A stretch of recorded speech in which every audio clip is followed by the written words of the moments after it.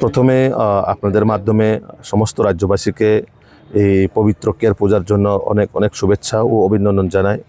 মূলত এই কের পূজার একটাই উদ্দেশ্য, আমরা রাজন্য আমলে প্রচলিত এই কের পূজা, বিশেষ করে আমাদের রাজন্য আমলে রাজবাড়ি বা নিজের যে বাসস্থান সেটাকে সুরক্ষিত করার জন্য, অবশ্য অশুভ শক্তির কাছ থেকে রক্ষা করার জন্য আমরা বিশেষ করে কের পূজা তথা আমরা বাংলাতে বাস্তু দেবতা যাকে আমরা বলি, এই বাস্তু দেবতার পূজা হয়।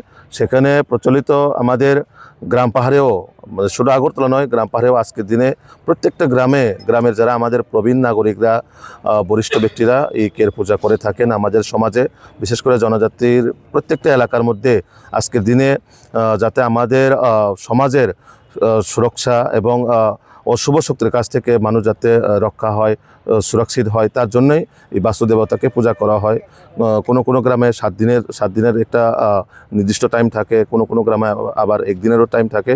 তো আমরা বিশেষ করে আজকের দিনে একটা পবিত্র মনে রাজ্যবাসীর সকল অংশের, জাতি জনজাতি সকল অংশের যাতে সবার ঘরে সুখ সমৃদ্ধি আসুক, এটাই আমরা ভগবানের কাছে প্রার্থনা করি।